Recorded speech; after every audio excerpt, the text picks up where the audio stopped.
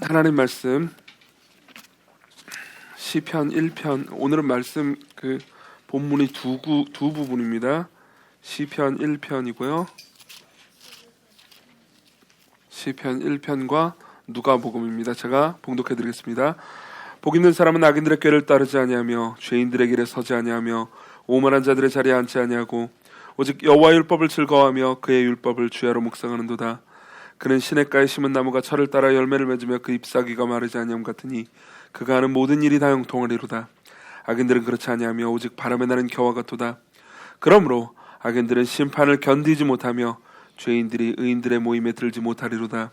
무릇 의인들의 길은 여호와께서 인정하시나 악인들의 길은 망하리로다. 아멘. 이걸 껴놓으십시오. 이제 다시 돌아갈 거니까 껴놓으시고요. 우리 하나님 말씀 누가복음을 봅시다. 누가복음 16장입니다.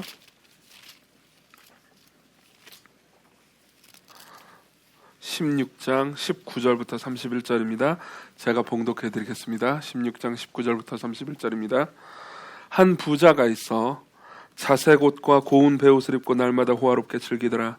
그런데 나사로라 이름하는 한 거지가 헌데투성이로 그 대문 앞에 버려진 채 그 부자의 상에서 떨어지는 것으로 배불리려 하며 심지어 개들이 와서 그 헌데를 핥더라.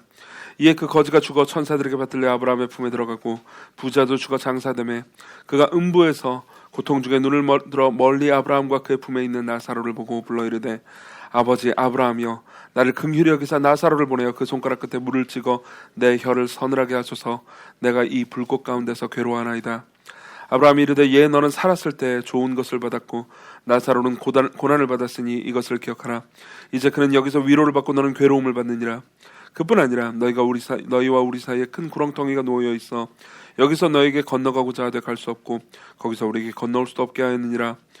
이르되 그러면 아버지여 구하노니 나사로를 내 아버지의 집에 보내소서. 내 형제 5이 있으니 그들에게 증언하게 하여 그들로 이 고통받는 곳에 오지 않게 하소서. 아브라함이 이르되 그들에게 모세와 선지자들이 있으니 그들에게 들을지니라. 이르되 그렇지 아니하니이다. 아버지 아브라함이여 만일 죽은 자들에게서 그들에게 가는 자가 있으면 회개하리이다. 이르되 모세와 선지자들에게 듣지 아니하면 비록 죽은 자 가운데서 살아나는 자가 있을지라도 권함을 받지 아니하리라 하시니라. 아멘. 예, 여러분 하나님 말씀을 들으셨습니다. 다시 시편 1편으로 갑시다. 이것도 껴놓으십시오. 누가복음도 껴놓으시고 다시 시편 1편으로 갑시다.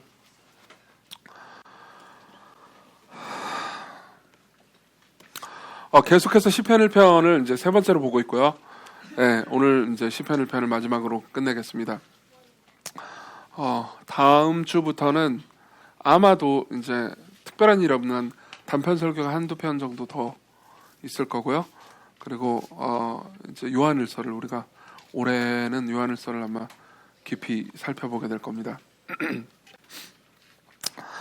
먼저 이제 시편 설교를 지금까지 계속 들어왔잖아요. 들어왔는데 이제 세 가지만 기억을 해놓읍시다.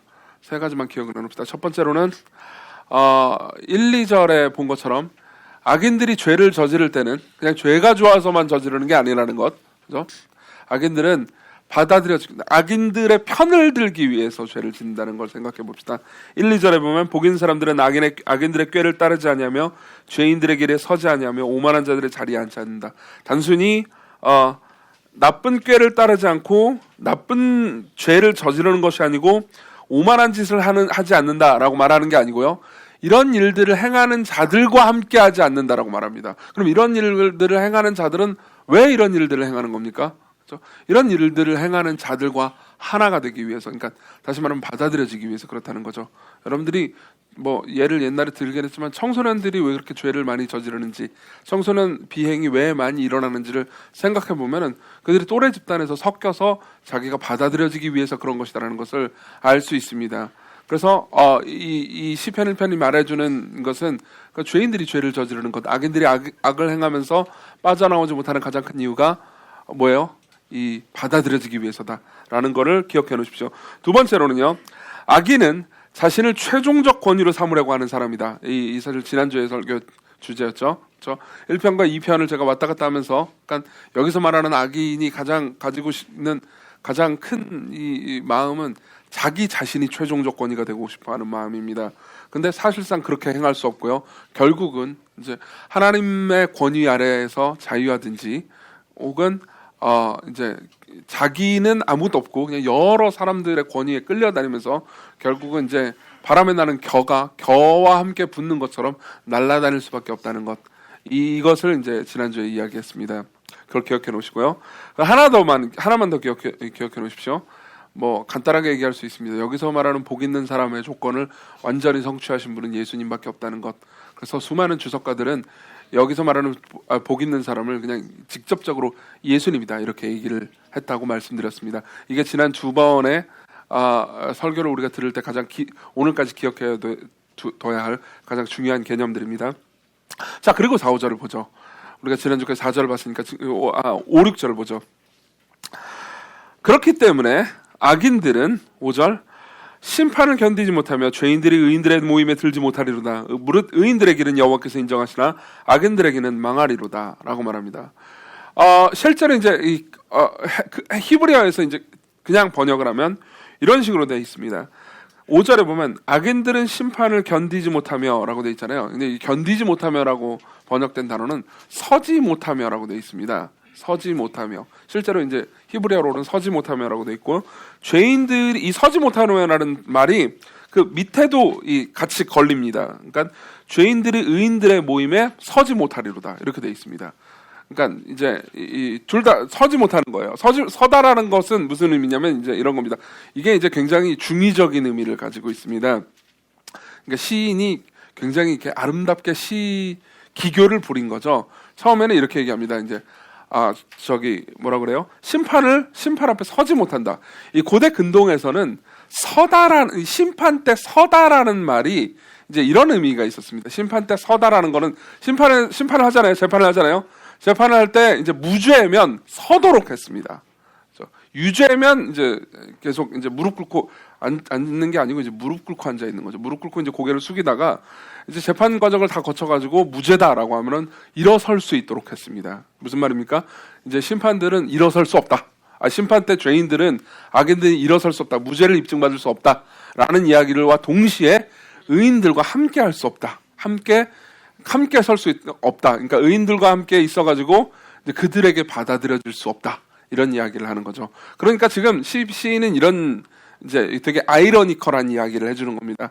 많은 죄인들은 자신이 죄를 저지름으로써 사람들의 인정을 받고 사람들에게 받아들여지려고 죄를 저지릅니다. 그렇죠? 내가 뭐 예를 들면은 뭐 청소년들끼리 모여가지고 무슨 뭐 이상한 짓을 했다. 무슨 뭐 누군가를 왕따 시켰다. 왜 왕따 시킵니까? 왕따를 시키는 여러 명 중에 하나로서 내가 그들에게 인정받기 위해서예요. 그죠? 그러니까 많은 사람들은 받아들여지기 위해서 죄를 저질렀는데 실제로 하나님의 심판이 끝나고 나서 그럼 어떻게 됩니까?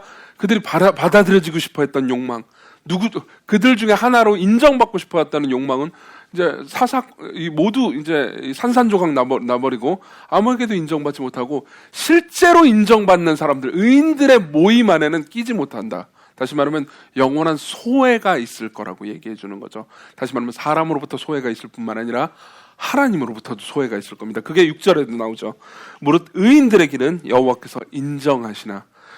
자꾸 히브리어 얘기해서 죄송한데 여기서 인정하시나라고 번역된 단어도 이 알다라는 단어입니다. 그러니까 하나님께서는 의인들을 아시지만, 여기서 안다라는 거는 그러니까 너는 죄인이니까 내가 이름을 모르겠다, 까먹었다 이런 의미가 아니죠. 그렇죠? 이 신상 정보를 모른다라는 의미가 아닙니다. 악인들은 그러니까 모르십니다. 다시 말하면 받아들여 주시지 않죠. 그렇지만 의인들은 아십니다. 받아들여 주십니다. 그렇죠? 악인들의 길은 결국 망할 겁니다. 자, 이 5, 6절에서 이야기하고 있는 가장 핵심적인 개념은 이겁니다.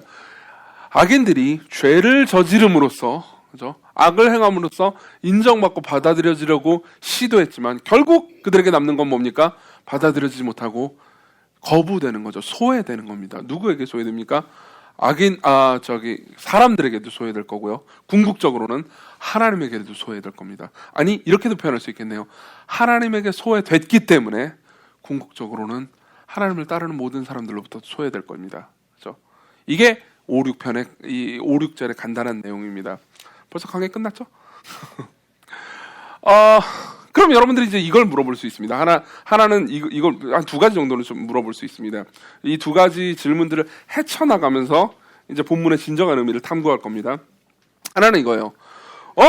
그러면은 의인들의 회중에 못 드니까, 의인들의 모임에 못 드니까 죄인들의 모임에 들 수 있잖아요. 그죠? 죄인들의 모임에 들면 이제 안전할 거 아닙니까? 그런 생각을 할 수 있지 않습니까? 그래도 뭔가 받아들여지는 느낌을 가질 수 있지 않겠습니까? 이런 생각을 할 수 있습니다. 근데 본문에는 의인들의 모임이라는 말은 있는데 죄인들의 모임이라는 말은 없습니다. 그죠? 죄인들의 모임이라는 말은 없습니다. 왜 그런지를 좀 이따 얘기할 겁니다. 일단 질문으로 던져놓으십시오. 질문으로 던져놓으십시오. 그리고 또 하나는 이런 겁니다. 이거 결국 그 심판과 지옥에 대해서 말하는 거구나. 그렇죠? 최종적 심판과 최종적 지옥을 말하는 겁니다. 그죠? 그러면은 또 이제 우리는 이런 생각이 듭니다. 물론 여러분들 중에서 나는 그리스도인입니다. 라고 말하는 분들 같은 경우에는, 그래요. 좋아요. 이 심판, 지옥 이런 거에 대해서 나는 믿습니다. 라고 생각할 수 있지만, 사실상, 여러분들도 지옥에 대한 오해가 있을 수 있긴 합니다. 좀 이따 이제 얘기할 거예요. 여기 중에서 이제 거기에 대해서 믿지 않는 사람들 있잖아요. 믿지 않는 사람들 같은 경우에는 아니 지옥이란 이게 지금 때가 어느 때인데 지옥이냐.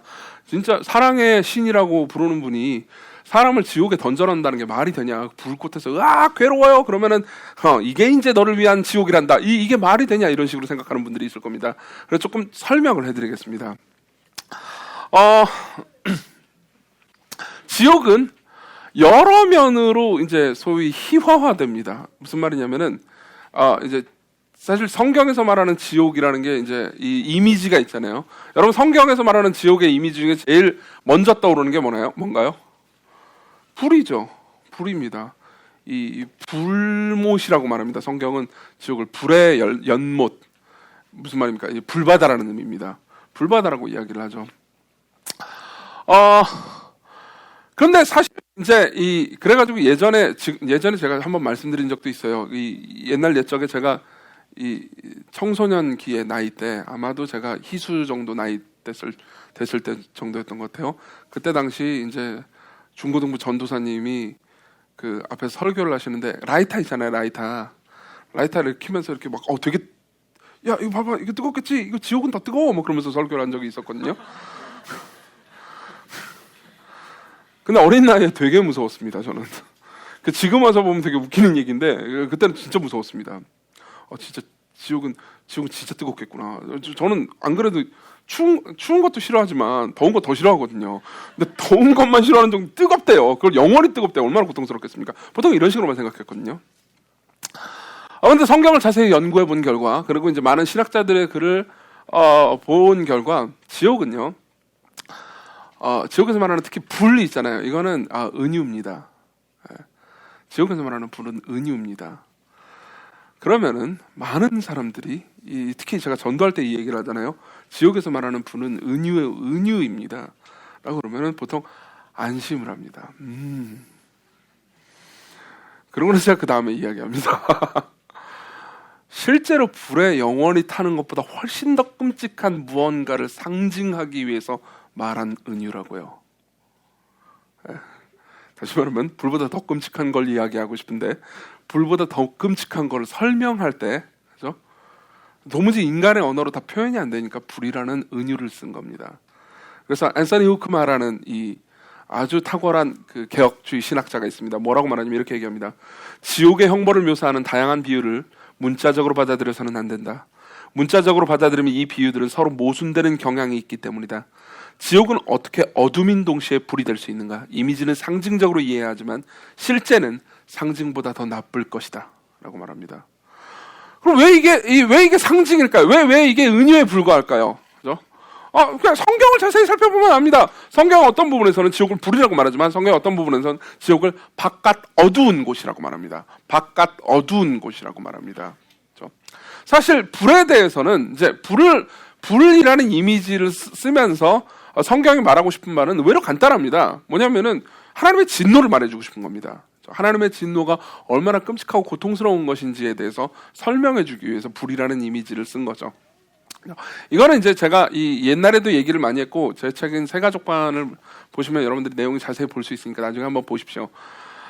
근데 사실 이제 우리가 오늘 진짜 더 살펴보고 싶은 것은 성경이 지옥에 대해서 말해주고 있는 불이라는 이미지 말고 또 다른 이미지인 바깥 어두운 곳이라는 이미지입니다. 바깥 어두운 곳이요.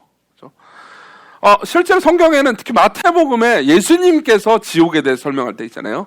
그때 항상 예수님께서 지옥에 대해서 설명할 때는 바깥 어두운 곳이라는 표현을 계속 쓰십니다. 예를 들어 마태복음 8장 12절 그 나라의 본자손들은 바깥 어두운 데 쫓겨나 거기서 울며 이를 갈게 되리라, 이런 표현이 있습니다. 이건 무슨 말이냐면 원래 자신이 천국 갈 거라고 확신했던 사람들이 나중에 자신이 생각하는 것과는 달리, 그죠? 바깥 어두운 곳, 즉 지옥으로 쫓겨나서 슬피 울면서 이를 갈게 된다. 그러니까 그만큼 슬퍼하면서 고통스럽게 된다는 거죠. 그죠? 그리고 또 마태복음 22장 13절은 임금이 사환들에게 말하되 그 손발을 묶어 바깥 어두운 데에 내던지라 라고 얘기하고요. 25장 30절은 이 무익한 종은 바깥 어두운 데로 내쫓으리라 거기서 슬피 울며 이를 갈리라 라고 말합니다. 그렇죠? 다시 말하면 지옥을 바깥 어두운 곳이라고 계속해서 표현하는 거죠. 그러면은 한편으로 불이라고 표현하기도 하지만 지옥을 한편으로 바깥 어두운 곳이라고 표현하는 이유는 뭘까요? 사실 우리는 불만 하지 바깥 어두운 곳을 잘 모릅니다. 그리고 이걸 아는 것도 지옥을 이해하는 데 굉장히 중요한 요소입니다. 그럼 바깥 어두운 곳은 뭘까요? 가장 간단하게 표현하자면 이런 겁니다. 끔찍한 고독을 가리킵니다. 아까 말했던 앤서니 후크마의 말을 다시 인용해드리겠습니다. 바깥 어두운 곳이란 버림받은 자들의 무서운 고독과 하나님의 은혜로운 교제로부터의 영원한 분리를 암시한다. 그럼 이 고독은 뭘까요? 이 고독이 뭘까요? 실제로 이 고독이 뭔지 잘 설명해 주는 것이 이제 우리가 읽을 누가복음이고요. 누가복음 이전에 이 고독이 뭔지 한번 잘 설명해 주는 분이 한 분 또 있습니다. 김재동 씨죠. 방송인 김재동 씨요. 저는 개인적으로 그분의 그 유머나 이런 거, 말이나 이런 게 너무 재밌는 게 많아서 되게 좋아하는 편입니다. 좋아하는 편인데 방송인 김재동 씨가 이런 말을 한 적이 있습니다. 제가 한번 인용한 적도 있을 겁니다. 뭐라고 그랬냐면은 이제 그분은 뭐 기독교인이 개신교인이 아니니까 이제 이런 식으로 생각했을 수 있었을 것 같아요. 지옥에 가면 뭐 고통스럽긴 하겠지만 지옥에 가면 거기 사람 많지 않냐. 그렇죠? 사람 많은데 거기 있는 사람들끼리도 서로 돕고 사랑하고 섬겨주면서, 그렇죠? 그러면서 살면 거기도 뭐 행복할 수 있다, 이런 식으로 이야기했던 걸 제가 아마 토크 콘서트 같은 거였을 것 같습니다. 거기서 제가 직접 들은 적이 있습니다. 그런 일은 존재하지 않습니다. 그런 일은 존재하지 않아요. 왜 그러냐면은 지옥에서 사람들의 마음은 착해지지 않습니다. 지옥의 진짜 고통스러운 지점은 사람입니다. 여러분 최근에 지옥은 타인이단가 타인은 지옥이다라는 그런 드라마인가 영화도 있고 드라마도 있죠. 그거 뭐 있는 걸로 알고 있는데, 그게 이제 장폴 사르트르가 이제 닫힌 방이라는 소설에서 이제 한 말을 인용한 겁니다. 진짜 지옥의 고통은요, 인간이에요. 진짜 지옥의 고통은 인간입니다. 인간이 너무나도 고통스럽습니다. 그래서 너무나도 고독할 겁니다. 조금 더 설명해보자. 우리 시편 1편을 보고 있잖아요. 다시 누가복음으로 가봅시다. 자, 여러분들이 이 예화를 많이 잘 알 거라고 생각해서 이제 넘어갈 수도 있지만 간단하게만 좀 설명을 해드릴게요. 이건 예수님께서 지어내신 예화입니다. 예수님께서는 이 진리를 설명하실 때 예화를 되게 많이 지어내시거든요. 되게 많이 지어내시는데 여기서 독특한 게 하나 있습니다. 예수님이 지어내신 예화 중에서 뭐 어떤 사람이 나오고 뭐 달란트 받은 사람도 나오고 뭐 받은 사람도 나오고 계속 이야기가 나오잖아요. 나오는 것 중에서 예수님이 만들어낸 예화 중에서 이름이 있는 예화는 이게 처음입니다. 끝이에요. 처음이자 끝입니다. 여기 보면 이름이 있는 사람이 있습니다. 나사로라는 거지예요. 나사로라는 거지입니다. 그리고 한 부자가 있습니다. 여기 부자는 이름이 없어요. 왜 이름이 없는지는 조금 이따 얘기해 드릴게요. 부자와 거지 나사로가 있습니다. 그렇죠? 부자와 거지 나사로가 있는데 부자는요 방탕하게 살면서, 여기서 모든 진리를 다 설명할 수는 없습니다. 방탕하게 살면서 이제 결국은 지옥에 갑니다. 그리고 나사로는 이제 자신의 삶 전체를 통해서 결국 이제 하나님을 만났겠죠. 거기에 대한 자세한 얘기는 있지 않지만 이제 결국 천국에 갑니다. 아브라함의 품에 들어갔다고 표현하죠. 아브라함이 믿음으로 말미암아서 천국에서 있고요. 이제 아까 이제 의인들은 어떻게 됐죠? 의인들의 모임에 들어가게 되는 거잖아요. 그렇죠? 의인들의 모임에 받아들여지게 되는 거잖아요. 마찬가지로 거지 나사로도 아브라함의 품, 아브라함과 함께 예수 그리스도를 믿는, 하나님을 믿는 사람들의 품, 모임에 받아들여졌습니다. 이렇게 있어요. 근데 여기서 이제 거지 나사로는 별로 중요하게 등장하지 않고요. 부자하고 아브라함이 계속 대화를 합니다. 천국에 있는 아브라함과 부자가 계속 대화를 하는 장면이 나옵니다. 뭐라고 그러냐면은 간단하게 얘기하면 이런 겁니다. 나 지금 너무 고통스러우니까 나사로를 보내서 그죠? 내 혀를 서늘하게 해달라. 그래서 너무 고통스럽다. 여기 불타고 힘들다. 그러니까는 못 간다. 그죠? 그럼 못 가면 나사로를 저 지금 땅으로 보내가지고 내 형제들한테 그죠? 이 지금 지옥이 굉장히 고통스러우니까 가서 좀 경고 좀 해달라. 그러니까 그것도 안 된다. 그죠? 거기 땅에 있는 모세와 선지자들, 다시 말하면 복음 전하는 사람들에게 들으라고 해라. 이런 내용입니다. 그죠? 근데 이 내용들이 이게 무슨 소리지? 싶을 수 있지만은 이 내용들을 꼼꼼히 뜯어보잖아요. 굉장히 섬뜩한 면이 있습니다. 먼저 부자부터 생각해보죠. 그죠? 부자는 이름이 없습니다. 부자는 이름이 없습니다. 나사로는 이름이 있어요. 나사로라는 이름이 있습니다. 근데 부자는 이름이 없어요. 뭘 의미할까요? 그렇죠? 이 사람은 정체성이 없다는 의미입니다. 정체성이 없다는 겁니다. 이 사람의 정체성이 자기의 부에 있는 겁니다. 그렇죠? 예를 들면 영옥이를 예를 들어죠. 누가 와가지고 영옥이한테 영옥이라고 이름을 하나도 안 부르고요. 그죠? 계속해서 그래 포크레인 자격증 있는 애. 참고로 포크레인 자격증 있습니다. 포크레인 자격증 있는 애라고만 계속 말한다고 합시다. 그죠? 이름을 절대 얘기 안 해요. 그러면 영옥이는 무슨 생각을 할까요? 그죠? 뭐 처음에는 이런 생각을 할 수도 있겠죠. 뭐 이름을 모르나? 부터 시작했다가 그죠? 기분이 나쁠 수도 있습니다. 왜 그렇죠? 그죠? 자신이 기능으로 평가당하는 것 같으니까요. 기능으로 평가당하는 것 같으니까요. 교회에서도 마찬가지입니다. 교회에서도 예컨대 어떤 사람이 누구의 아내라고만 불리거나 그죠? 누구의 남편이라고만 불린다고 합시다. 청년부 같은 경우에는 이렇게 그럴 수 있죠. 그 사람 누구누구 남자친구잖아. 혹은 누구누구 여자친구잖아. 이렇게만 불린다고 합시다. 물론 이제 한쪽이 인싸라는 말 아시죠? 한쪽이 아주 인기 있는 사람이고요. 모든 그 사람들이 다 아는 사람이고 한쪽이 잘 모르는 사람이면 사람들이 그렇게 얘기하죠. 근데 계속해서 그렇게 불림받으면 어떻게 되죠? 내 정체성, 그러니까 나라는 존재, 이름이 없는 존재가 되잖아요. 그죠? 그러니까 거기에 대해서 불편함을 느낍니다. 근데 여기에서의 부자도 마찬가지입니다. 이 사람은 정체성이 없습니다. 사실상 자신의 정체성을, 자신의 온 삶의 정체성을 부에 두었기 때문에 그럽니다. 그렇기 때문에 성경은요, 이 부자에 대해서 이름이 없는 존재로 나옵니다. 근데 이 부자의 행동을 자세히 살펴보잖아요. 그럼 굉장히 독특한 특징들이 있습니다. 여기서 우리는 지옥이 가지고 있는 섬뜩함을 좀 더 볼 수 있습니다. 뭐냐면은 첫 번째로는요, 이게 제일 웃긴 부분인데요. 지금 부자는 지옥에 있잖아요. 그리고 사실상 처음에만 부자라고 나오지 지옥에 있는 상태에 있잖아요. 그때부터는 부자라고도 안 합니다. 왜냐면 더 이상 부자가 아니잖아요. 그죠? 지옥에 있는데 무슨 부자예요. 그냥 그라고만 나옵니다. 헬라어 성경으로 봐도 계속 그라고만 나옵니다. 그죠? 근데 그는요, 부자는요, 부자였던 애요. 그죠? 계속해서 아직도 나사로가 자기 미친 줄 압니다. 나사로는 천국에 있고요. 자기는 지옥에 있단 말이에요. 근데도 불구하고 나사로 자꾸 부르라고 합니다. 그죠? 23절, 24절 같이 같이 읽어봅시다. 시작. 불러 이르되 아버지 아브라함이여 나를 긍휼히 여기사 나사로를 보내어 그 손가락 끝에 물을 찍어 내 혀를 서늘하게 하소서. 내가 이 불꽃 가운데서 누가복음 16장입니다. 누가복음 16장 24절입니다. 부르죠. 그렇죠. 아브라함의 품에 나사로가 있는 걸 보면서 쟤 좀 보내주세요. 이렇게 얘기합니다. 직접 얘기는 못할 것 같고 아브라함이 있으니까요. 쟤 보내요. 이렇게 얘기를 합니다. 그렇죠? 지가 뭔데요?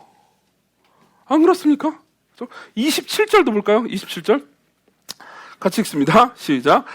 이르되 그러면 아버지여 구하노니 나사로를 내 아버지의 집에 보내소서. 그죠? 또 보냅니다. 그러니까 실제로 보낼 수 있는 건 아니에요. 그냥 보내려고 듭니다.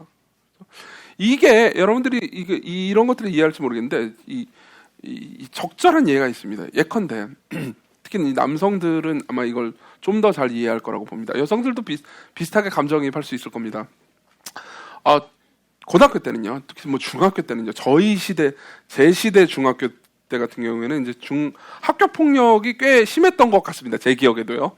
그러니까 중학교, 고등학교 이럴 때, 고등학교 1, 2학년 때까지만 해도 학교 폭력이 꽤 있었습니다. 3학년 때는 공부하느라 정신 없어가지고 때리고 맞을 시간이 없었고요. 이제 고등학교 1, 2학년 때 그리고 중학교 때, 특히 중학교 때 이제 학교 폭력이 심했죠. 이제 이렇게 되게 유치하게도 그 싸움 잘하는 순서, 주먹 순서로 이렇게 순위를 매기곤 했습니다. 그런 거 아시죠? 최소한 들어보는 보셨을 겁니다.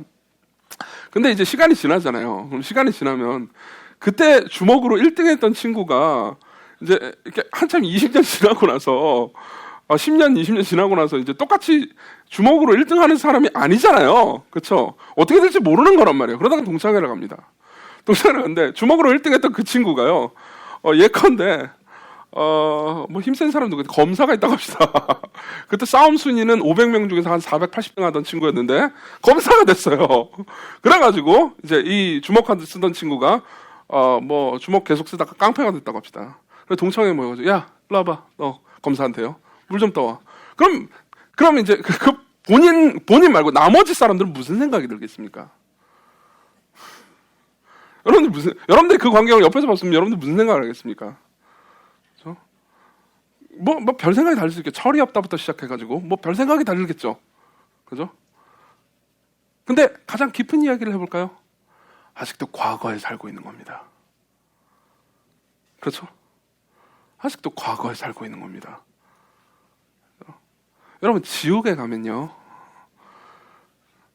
지옥이라는 새로운 공간에서 새롭게 살아가는 게 아닙니다. 과거를 살아요. 과거를 살게 됩니다. 이 이야기를 좀 더 진행시켜 봅시다. 두 번째 특징을 보죠. 그는요 계속해서 남 탓을 합니다. 그렇죠? 봅시다. 우선은 지금 이런 상태예요. 지금 너무 뜨겁습니다. 힘들어요. 이 뜨거움 역시 이제 하나님의 진노의 상징일 뿐입니다. 하나님의 진노가 사실 불보다 더 무서운 거긴 하지만 어쨌든 간에 뜨겁습니다. 그래서 너무 괴로워요. 괴로워가지고 이제 나사로 시켜가지고 좀 물 좀 적셔가지고 내 혀끝이라도 좀 서늘하게 해주세요 라고 말을 합니다. 여기에 다 의미가 있지만은 지금 다 다룰 수가 없으니까 나중에 하겠습니다. 그렇게 합니다. 그러니까 이제 안 된다고요. 못 건너가. 그리고 너도 못 오고 우리도 못 건너가. 그죠? 그러니까는 뭐라고 그러냐면 그러면요. 아브라함이요. 내 형제들 아직은 이제 죽지 않은 내 형제들한테 나사로 좀 보내주세요. 그래서 지금 이렇게 끔찍한 상황에 있으니까는 조심하라고 좀 전해주도록 하세요. 그죠? 죽었다가 갑자기 무덤에서 땅 하고 살아나는 사람이 가가지고 야, 네 형 지옥 갔는데 말이야. 그죠? 조심해. 그럼 걔들이 말을 듣지 않겠습니까? 이렇게 얘기를 합니다. 그렇죠? 이 얘기는 기발한 말처럼 보이지만 사실 되게 웃기는 말입니다. 이거 진정으로는 무슨 의미인지 아십니까? 이런 의미입니다. 내가 왜 지옥에 갔냐는 거예요. 그렇죠? 나사로는 이렇게 얘기하고 부자는요. 부자로는 뭐야? 부자는 이렇게 말하는 셈입니다. 내가 지옥에 있는 이유는 내가 땅에 있을 때 충분히 나한테 정보를 안 줬다. 그죠? 무슨 기껏해 이정규 같은 설교사람 보내가지고 예수 믿으라고 그러고 그런 정도로 내가 어떻게 회개를 하냐. 저 인간 설교도 잘 못하더만. 그죠? 그러니까 나한테 충분한 정보를 줬어야지. 갑자기 죽은 사람이 살아나가지고 나한테 ጧ 하고 와가지고 조심해! 이렇게 하면, 이러면 내가 믿지 않았겠냐. 이런 겁니다. 단순히 형제들을 위하는 게 아니에요. 사실 변명하고 있는 셈입니다. 여전히 자기중심적이죠. 여전히 자기 안에 갇혀 있습니다. 계속해서 아직도 과거를 살고 있을 뿐만 아니라 과거의 모든 잘못이 원인이 자기에게 있다고 생각하잖아요. 남에게 있다고 생각하죠. 궁극적으로 사실상 지금 부자는요 하나님을 탓하고 있는 셈입니다. 그렇지 않습니까? 그리고 세 번째로 넘어가죠. 더 무서운 지점이 있습니다. 사실 이 이야기 전체를 통해서 19절부터 31절 전체를 통해서요 제일 무서운 지점이죠. 많은 사람들은 이런 식으로 생각합니다. 지옥하면요 이 땅에 살던 사람들이, 개판으로 살던 사람들이 이제 죽고 나서 하나님께서 자, 너는 지옥으로 가라. 그죠? 너를 위해서 마련한 지옥이란다. 그럼 사람들이 거기서 불타면서 고통스러워. 회개할게요. 잘못했어요. 우리를 여기서 풀어주세요. 그러는데도 아니야. 이제 이게 너를 위해서 마련된 지옥이란다. 영원히 불타라. 이런 모습을 상상합니다. 아니에요. 왜 그런지 얘기해 드릴게요. 부자는요 자신을 지옥에서 꺼내달라고 말하지 않습니다. 부자는 자신을 지옥에서 꺼내달라고 말하지 않아요. 여러분 이걸 생각해보고 성경에 나중에 성경을 쭉쭉 한번 보십시오. 성경에서 지옥에서 말하는 부분을 쭉 보잖아요. 그럼 굉장히 충격적인 사실을 하나 알게 됩니다. 지옥에 있는 누구도요 자신을 지옥에서 꺼내서 천국으로 탈출시켜달라고 말하지 않습니다. 그래서 아우구스티누스를 비롯한 수많은 신학자들이 뭐라고 말했는지 아십니까? C.S. 루이스가 더 멋있는 말로 표현하긴 했는데 뭐라고 말했는지 아십니까? 지옥의 문은 안에서 잠겨 있다고요. 안에서 안 간다고요. 안 간다고요. 많은 사람들이 이렇게 생각합니다. 지옥에 가면 뜨거워, 내가 진짜 이 세상에서 잘못 살았구나, 내가 그따구로 살지 말고 좀 교회도 나가고 설교, 그거 이상한 설교라도 좀 듣고 회개 좀 할걸, 이렇게 생각할 걸. 다시 말하면 나 뒤늦은 후회라도 할 거라고 생각합니다. 근데 여기 부자를 보십시오. 후회합니까? 아니요, 전혀 후회하지 않습니다. 사실상 이런 생각인 겁니다. 이런 상태인 겁니다. 난 충분한 정보를 받은 적이 없어. 내가 지옥에 와 있다니 충분한 정보를 받은 적이 없어. 누구도 날 이해 못해. 난 여기 있을 사람이 아니야. 그러나 그렇게 나쁘진 않군. 저 천국 위로 기어 올라가고 싶진 않아. 왜요? 저기 가면 누가 있죠? 사기꾼이 있으니까. 사기꾼 신. 저 신이라는 작자가 뭘 하든 상관없는데, 그나저나 너무 피곤하니까 잠깐 휴식 시간 좀 줬으면 좋겠네. 누가 와가지고 물 좀 찍어줄래요? 무슨 말인지 이해되십니까? 왜 안 갈까요? 왜 안 갈까요? 왜 천국으로 안 갈까요? 천국의 본질은요, 하나님과의 교제이기 때문입니다.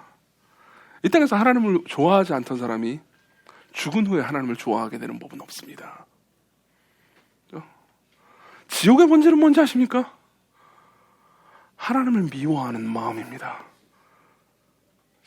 더 정확히 표현해볼까요? 좀 더 세부적으로 표현해볼까요? 하나님과 이웃을 미워하는 마음입니다. 지옥은 단순한 장소가 아닙니다. 물론 장소이기도 합니다. 생각해 보십시오. 예전에 여러분들한테 제가 하나님 나라를 가르쳐 드린 적이 있습니다. 근데 하나님 나라도 단순한 장소가 아니라고 했던 거 기억나십니까? 천국도 단순한 장소가 아닙니다. 물론 장소이기도 합니다. 새하늘과 새 땅이 통합되는 장소이기도 하죠. 그렇지만 하나님 나라의 진정한 본질이 뭐라고 했는지 기억나십니까? 하나님의 통치라고 말씀드렸습니다. 하나님의 말씀 듣고 그분의 뜻을 따라서 순종하면서 그분과 더불어서 사랑의 교제를 나누는 거예요. 사랑의 교제를 나누는 거예요. 그죠? 그럼 지옥은 뭐겠습니까? 간단합니다. 하나님이 싫은 거예요.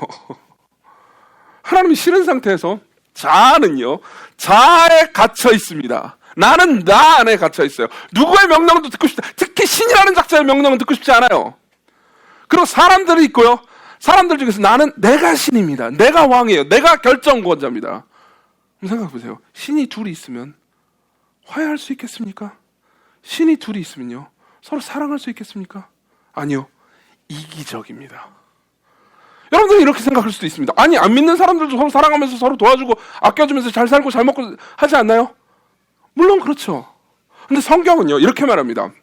성경은요, 이 세상은 지금 믿는 사람이든 믿지 않는 사람이든, 그렇죠? 믿지 않는 사람이라 하더라도, 하나님과 상관없이 사는 사람이라 하더라도 무엇이 옳은지 무엇이 그른지에 대해서 나름 이해하고 있고요. 그리고 옳은 방식대로 살려고 노력합니다. 여러분, 신자라고 해가지고 꼭 더 착하게 삽니까? 그렇지 않습니다. 모두가 죄인이라고 말해요. 근데 모두가 죄인인데도 불구하고 때로 사람들은 착하게 살고, 때로 서로를 받아들여주고, 때로 이해하고, 때로 사랑하는 이유가 뭔지 아십니까? 하나님께서 그렇지 않으면 이 세상이 너무 급작스럽게 그냥 지옥이 되잖아요. 그렇죠? 그렇기 때문에 인류를 보존하기 위해서, 다시 말하면 오래 참기 위해서 하나님께서 은혜를 베풀고 계시다고 말합니다. 이걸 좀 어려운 신학 용어로는 일반은총이라고 부릅니다. 일반은총이요. 무슨 말이냐면 이런 거죠. 법과 국가나 뭐 여러 가지 이 처벌 같은 장치 같은 것들이 있잖아요. 이 땅에는.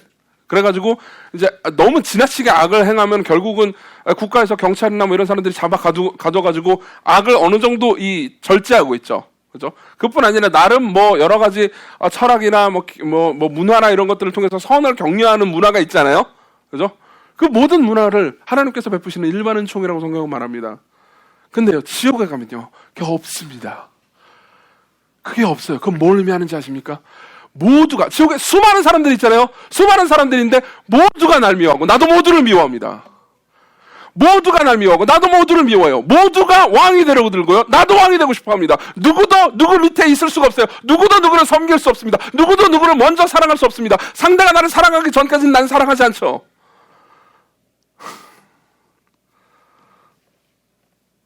다시 말하면 죄인들의 모임 같은 건 없습니다. 모임 같은 건 없어요. 같이 있을 수 없거든요. 서로 사랑할 수 없거든요. 그게 시편 1편에서 의인들의 모임이라는 단어는 존재하지만 죄인들의 모임이라는 단어는 존재하지 않는 이유입니다.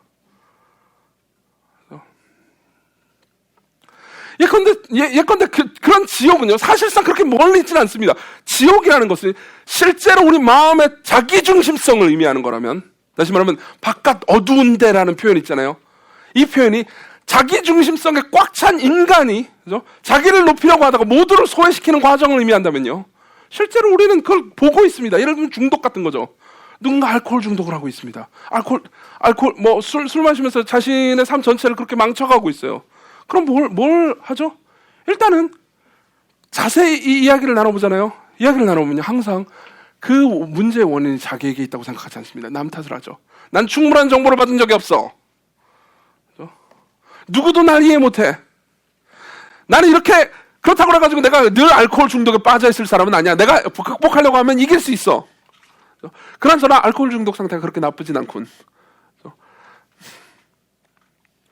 내가 음주운전하다가 운전면허를 말소당하긴 했지만 말이야. 그렇다고 해서 내가 다시 술을 안 마시고 저 건강한 삶으로 돌아가고 싶진 않아. 물론 대놓고 이렇게 말하는 사람은 없습니다. 근데 중독자들을 계속 상담하잖아요. 그럼 똑같은 기제가 계속 발견됩니다. 똑같은 기제가 계속 발견돼요. 중독이 나쁘다는 걸 압니다. 중독되지 않은 상태로, 다시 말하면 술 한 방울 마시지 않는 상태로 돌아가고 싶어 하지는 않습니다. 건강한 몸으로 돌아가고 싶어 하지는 않습니다.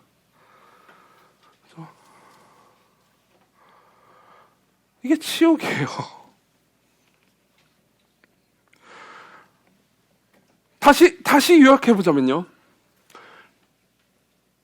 완전한 자기 중심성에 갇힌 나머지 사람들을 이용하고 있고요, 심지어 하나님마저도 무시하고 있습니다. 여기서 전혀 헤어나오지 못하고 결국은 자기의 의미와 가치를 상실해갑니다. 이게 바로 성경에서 말하는 바깥 어두운 곳이라는 말의 의미예요. 바깥 어두운 곳이라는 말의 의미입니다. 여러분, 이게 지옥의 본질임을 깨닫잖아요. 그러면 우리는 지옥이 뭔지, 어떤 곳인지, 그리고 지옥에 있는 사람들의 상태가 어떤지 더 깊이 알 수 있습니다. 생각해 보십시오. 지금의 우리를 봐도요, 지금 자신을 보더라도요, 자기 중심성에 갇혀서 사람들을 계속 원망만 하고, 뭔가 감사함을 모르고요, 사람들에게 사랑할 줄 모르고 늘 냉담하면서 하나님을 무시하는 삶을 산다고 합시다. 여러분들이요. 그럼 여러분들은 다 알고 있습니다. 이미 나는 불행하다는 걸요. 그럼에도 불구하고 하나님의 말씀에 순종하고 이웃을 사랑하는 방식, 이웃을 희생적으로 섬기는 방식의 새로운 삶은 무언가 싫습니다. 뭔가 압제당하는 듯한 느낌이 듭니다. 뭔가 내가 그렇게 삶을, 예를 들면 여러분들 이런 거 있잖아요. 교회에서 보통 시키는 게 나쁜 것이 여러분들 보기에는 있을 수 있는데 거의 대부분 나쁜 거 안 시키잖아요. 좋은 것만 시키잖아요. 그죠? 기도하세요. 성경이 그래서 이게 뭐가 나쁩니까 도대체? 그 좋은 거 시키잖아요. 그런데 대부분 여러분들이 이걸 순종하면 여러분들이 불행해질 것 같은 착각이 들지 않습니까? 그죠? 그래서 내 마음대로 살아야, 하나님 뜻대로 안 살아야 내가 행복해지고 자유로워질 것 같은 착각이 들지 않습니까? 그렇다고 해서 여러분들 행복한 거예요? 안 행복해요. 안 행복합니다. 지옥에 있다는 걸 자기도 압니다. 그렇지만 돌아가고 싶어 하지 않죠. 그죠? 지옥이에요. 이 상태가요, 계속 발전하는 겁니다. 계속해서 발전하는 거예요. 자기중심성이 계속해서 발전하는 겁니다. 계속해서 자기가 갇힙니다. 여러분, 우리 교회 어르신들은 그렇지 않지만 분명히 여러분들이 삶을 살다 보면요, 젊은 친구들 중에 그런 분들을 봤을 겁니다. 그런 분들을 보면서 분노한 적도 있을 겁니다. 어르신들 중에서요, 지하철에서 가끔 본 적도 있을 겁니다. 완전히 자기에 갇혀서, 그죠? 자기에 꽉 갇혀서요, 누구의 말도 듣지 않고 자기가 최고고, 젊은 사람들의 말뿐만 아니라 동료의 말도 듣지 않고 그냥 자기 말만 하면서 인생을 살아가는 사람들을 보면서 불쌍하거나, 혹은 뭐야, 늙어서 난 저렇게 되고 싶지 않아, 이렇게 생각해 본 적이 있을 겁니다. 분명히. 그쵸? 자기에 갇힌 거요. 모두가 그렇게 됩니다. 모두가 그렇게 되고요, 그 사람들이 다 모여 있어요. 지옥이에요. 굳이 불을 끌 필요도 없습니다. 이미 바깥 어두운 곳입니다. 엄청난 고독이 있죠. 그렇게 계속해서 성장해 가는 겁니다. 악을 향해서요. 사랑이 성장해 가는 게 아니고 증오가 성장해 가고요, 희생이 성장해 가는 것이 아니고요. 자아중심성이 성장해 갑니다. 내가 왕이라는 의식이 더 성장해 갑니다. 어떻게 이런 사람이 하나님과 함께 있을 수 있습니까? 어떻게 이런 사람들이 천국에 가요? 나쁘기 때문에 그냥 너는 우리 애한테 자격이 없으니까 저리 꺼져가 아니에요. 이런 사람은 천국에 갈 수가 없습니다. 천국에 가고 싶어 하지도 않아요. 내가 왕이어야 하는데 어떻게 왕이 계신 곳 밑에 있을 수 있습니까? 천국은 삼위 하나님이 왕이신 곳에 기쁘게 사람들이 순종하는 곳인데요. 그분을 예배하면서 즐거워하는 곳인데요. 어떻게 천국에 갑니까? 못 갑니다. 안 갑니다. C.S. 루이스는 지옥에 대해서 굉장히 이상한 말도 많이 했지만은 성경 전체가 말해주는 아주 기가 막힌 지점들을 짚어내기도 했습니다. C.S. 루이스가 이런 말을 한 적이 있어요. 실제로 이런 말을 한 적이 있습니다. 길게 보면 성경이 말하는 지옥에 대한 교리에 대해서 반박하는 일이 지친다. 다시 말하면 변증하는 것도 이제 힘들다는 거죠. 대체 하나님 뭐 어떻게 해줘야 되는가? 과거의 죄를 다 지워주고 모든 죄값을 치러주어서 새 출발을 하게 해주면 되는 건가? 이미 십자가에서 하셨다. 죄를 용서해주면 되는 건가? 용서를 구한 적도 없다. 그럼 그냥 냅두면 되는 건가? 그게 지옥이다. 그게 지옥이라니까. 무슨 말인지 이해되십니까? 그냥 냅두면 되는 건가? 예, 그냥 냅두면 됩니다. 나 신경 쓰지 마세요. 그냥 냅둬요. 나한테 무슨 나쁜 짓도 하지 말고 냅둬요. 냅두는 상태가 지옥이라니까요.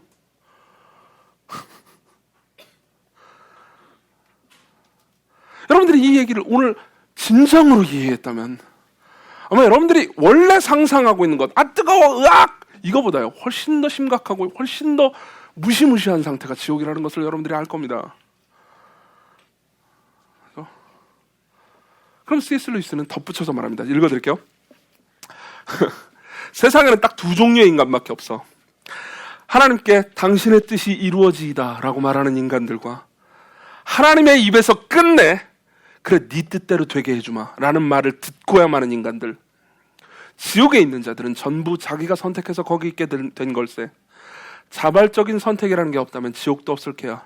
진지하고도 끈질기게 기쁨을 갈망하는 영혼은 반드시 기쁨을 얻게 되어 있네. 찾는 이가 찾을 것이요 두드리는 이에게 열릴 것이니라. 이게 제일 무서운 지점이죠.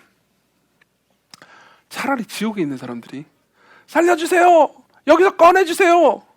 라고 말한다면 그나마 나은 겁니다. 그렇지 않아요. 누구의 밑에 있을 수가 없습니다.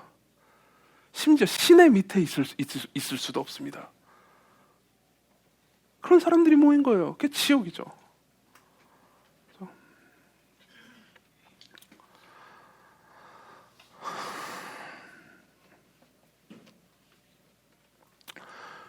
그럼 시편 1편에서 말하는 복된 삶이라는 게 뭡니까? 간단합니다. 너무나 지나치게 간단해요. 하나님께 인정받고 받아들여지고 하나님을 사랑하는 이웃과 함께 인정받고 받아들여지면서 영원히 받아들여지고 영원히 용납받고 영원히 인정받는 영원히 섬김을 받고 나도 영원히 상대를 섬기는 상태를 가리키죠. 그렇죠? 내가 하나님의 복된 통치 안에 하나님의 복된 섬김 안에 하나님의 복되신 말씀과 명령 안에 살아가는 삶. 이게 천국의 본질이에요. 천국의 본질은요.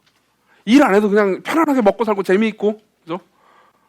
육체가 건강하고 단순히 이런 것만이 천국의 본질입니다. 이건 다 곁가지예요. 하나님입니다. 여러분 왜 성경의 모든 명령을 요약하면 두 가지가 됩니까? 성경의 모든 명령을 요약하면 뭐죠? 하나님을 사랑하라, 이웃을 사랑하라. 두 개밖에 없습니다. 그죠? 왜 그렇습니까? 이게 천국의 본질이기 때문이에요. 하나님을 사랑하고 이웃을 사랑하라. 예를 들면 여러분들이 이럴 수 있습니다. 나는 아무도 사랑하지 않고, 그렇죠? 나는 하나님을 사랑하지 않고, 사랑하지도 않을 거고, 아무도 사랑하지는 않을 거야. 그렇죠? 나는 하나님을 사랑하지 않을 거야. 그런데 천국에 있고 싶어. 이런다고 합시다. 그렇죠? 그럼 생각해 보십시오. 여러분들이 예를 들면 이런 기제하고 똑같습니다. 여러분들이 교회를 갑니다. 시광교회, 지하실에 있지만 누가 가보라고 그래가지고 왔어. 그렇죠? 가보라고 한 그 사람은, 그렇죠? 이 교회가 되게 좋은 교회라고 했어. 자기는 가보지도 않았으면서. 그죠? 이 교회 목사가 쓴 책을 보면서 좋다고 말해가지고 왔어. 여기는 좋은 교회일 거야. 여기는 내가 전에 다녔던 것보다 훨씬 좋은 교회여만 해. 안 그러면 한국교회 소망 따위는 없는 거니까. 어차피 소망 따위는 없는 거잖아. 그러고 왔습니다. 뭘 바라는 거죠? 뭘 바라는 거죠? 사실상 마음 깊은 곳에 이런 게 있는 거죠. 내가 굳이 여기서 뭘 하진 않겠지만 사람들은 날 사랑해야 해. 좋은 교회래잖아. 그리고 하나님이 날 사랑한다는 걸 더 많이 알려줘야 돼. 좋은 교회라며. 그렇지만 난 사랑하지 않을 거야. 니들이 얼마나 날 사랑하는지 보고 내가 따지고 사랑을 해주지. 지옥이에요. 자, 이런 사람들이 잔뜩 모여있으면 모두가 우리 교회는 별로인 교회예요. 모두가 날 사랑하지 않아요. 나도 안 사랑할 거예요. 하나님이 날 사랑하든 말든.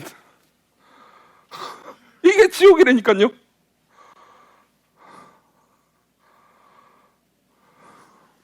물론 지옥의 이야기는 이게 전부가 아닙니다. 사실 불이상직한 하나님의 진노라는 부분이 있죠. 오늘 이야기하진 않았습니다. 그렇지만 지옥의 끔찍함은 이 정도만 해도 여러분들이 충분히 이해했을 거라고 생각합니다. 여러분들, 저를 포함해서요. 사실 우리는 우리 마음 가운데 지옥이 임한 삶을 살아왔던 사람들입니다. 그래서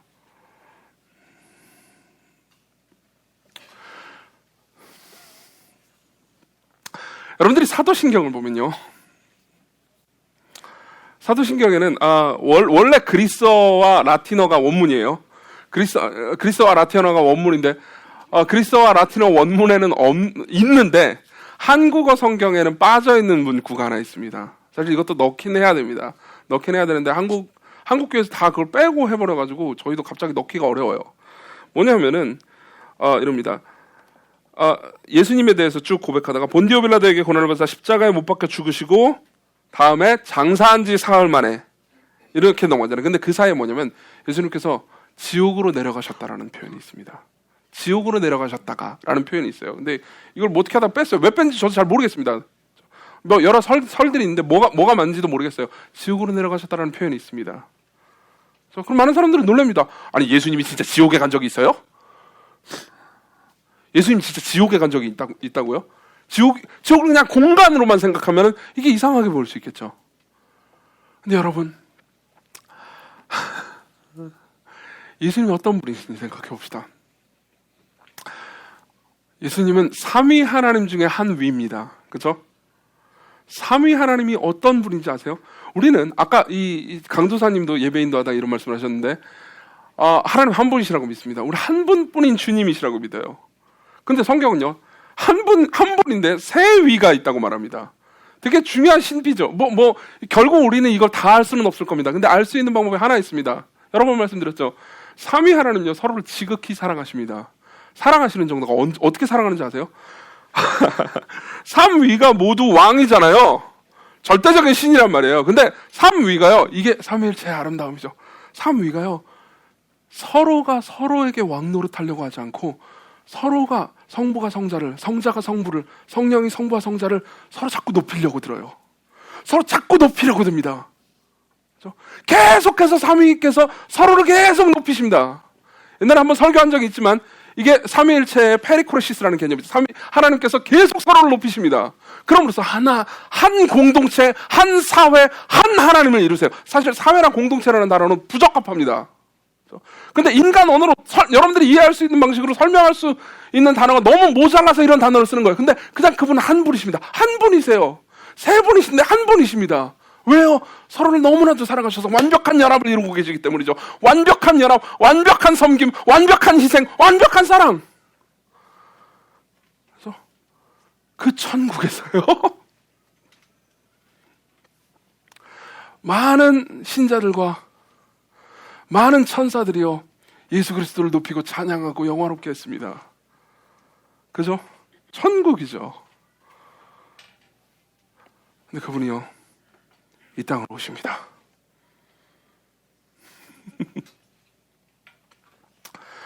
그리스도께서 이 땅에 오실 때 그분이 경험하셨던 건 지옥이었습니다. 그렇죠? 수많은 이기적인 인간들이 자기 옆에 있어요. 수많은 이기적인 인간들이 자기 옆에 있습니다. 수많은 죄인들이 있습니다. 그 중에서 예수님을 제일 고통스럽게 했던 사람들이 어떤 사람들인 줄 아세요? 그 중에서 예수님을 제일 고통스럽게 했던 사람들은요, 그때 당시 그 수많은 죄인들 중에서는 의인 취급을 받던 사람들이었습니다. 바리새인들이요. 만일 천국이 있다면 저 사람들이 천국에 가겠지라고 모든 사람들이 생각했던 그 사람들이요, 예수님을 제일 고통스럽게 했어요. 제일 자기중심적이었고요, 제일 지옥에 합당한 사람이었죠. 지옥 자체였습니다. 어느 다른 공간 따위가 필요 없어요. 그냥 지옥이에요. 그리고 그분이 그걸 경험하셨습니다. 예수님의 생애 마지막 기간을 보시면요, 온 세상이 미쳐 돌아가고 있다는 것을 알 수 있습니다. 만약 로마법이랑 그때 당시 유대법에 익숙한 사람들이라면 예수님의 생애 마지막이 얼마나 개판으로 돌아갔는지 알 수 있습니다. 빌라도, 그때 당시 예수님을 기소했던 사람들, 예수님을 십자가로 보낸 모든 사람들이요, 당시의 로마법과 이스라엘법을 다 어기고 있었어요. 법을 어겨서라도 죽이고 싶어 했습니다. 법을 어겨서라도 예수라는 분을 죽이고 싶어 했어요. 모두가 미쳐 들어갔습니다. 모두가 하나님의 말씀을 무시했습니다. 모두가 하나님의 말씀을, 하나님이고 나발이고 다 필요 없었어요. 모두가 자기 이기심대로 행동했죠. 모두가 자기중심적으로 행동했습니다. 그리고 그분이 십자가상에서는요, 결국 자신을 영원전부터 사랑하고 자신이 영원전부터 사랑했던 그 성부 하나님으로부터 버림을 받습니다. 나의 하나님 어찌하여 나를 버리셨나이까? 예수님 어디에 계신 거죠? 바깥 어두운 곳에 계십니다. 십자가에서요. 예수께서 십자가에서 경험하셨던 건 뭐였습니까? 아니, 십자가뿐만 아니라 그분이 이 땅에 오심으로써 영광과 찬송과 존귀를 받아 마땅하신 분이 이 땅에 오심으로써요, 그리고 부활하실 승천하시기 전까지 그분이 경험하신 게 뭐였습니까? 지옥이에요. 지옥이에요.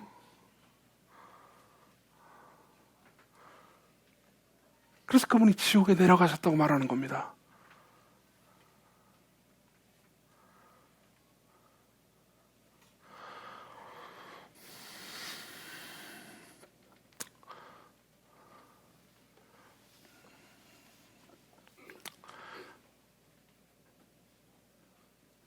너무나도 행복한 곳에 있다가, 행복한 가정에 있다가 군대를 가잖아요.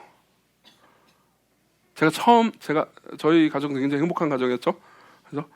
근데 제가 처음 군대 갔을 때 저는 지옥에 온 것 같았습니다. 모두가 나를 감시하고요, 내가 어리버리하다고 욕하고 두드려 맞고 얼차려를 받고 지옥에 온 것 같았어요. 근데 하늘의 하나님께서 이 땅에 오신 것이 어떤 느낌이었을까를 생각해 보면 이루 말할 수가 없습니다. 우린 감히 상상도 할 수 없겠죠. 그분이 지옥의 고통을 당하심으로써 뭘 성취하셨죠? 여러분들을 지옥에서 건져주십니다. 여러분들을 지옥에서 건져주십니다. 여러분들을 지옥에서, 저와 여러분들을 지옥에서 건져주십니다. 이 말이 무슨 의미입니까? 단순히 여러분들이 하나도 변하지 않고, 그죠? 여전히 이기적이고 여전히 자기중심적이고 여전히 냉담한 상태에서 나는 불에는 안 타고 천국에서 안전하게 살래, 이걸 의미하나요? 아니요. 여러분들의 마음에서 구원해 주십니다. 여러분들의 자기중심성에서 구원해 주십니다. 그래서 여러분들을 사랑할 수 있게 만드십니다.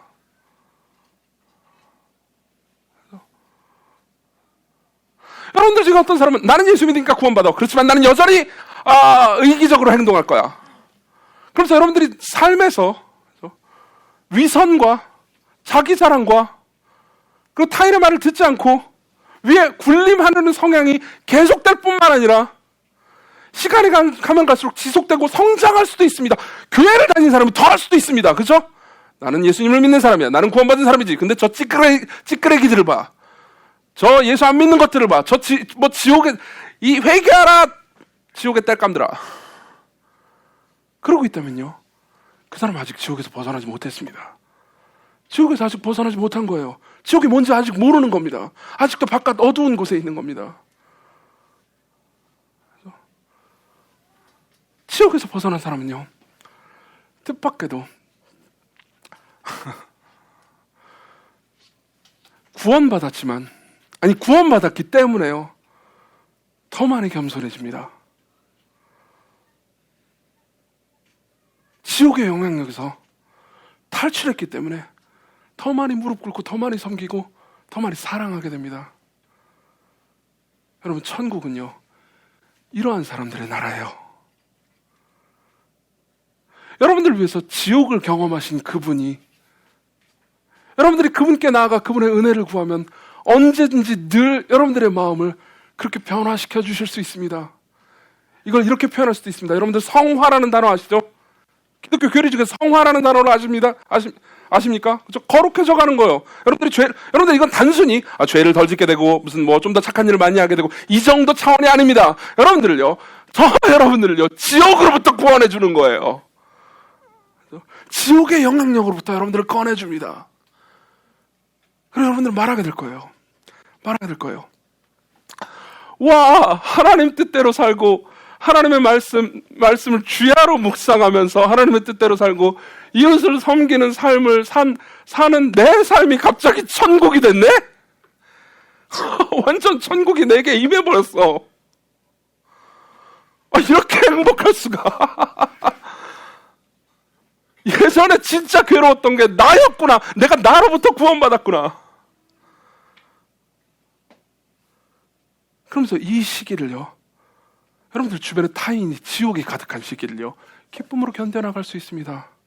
오히려 그들을 섬기면서요, 그리스도께로 오십시오. 그분이 여러분들을 구원하십니다. 같이 기도합시다. 같이 기도합시다. 같이 기도합시다. 같이 기도합시다. 같이 기도합시다. 같이 기도합시다.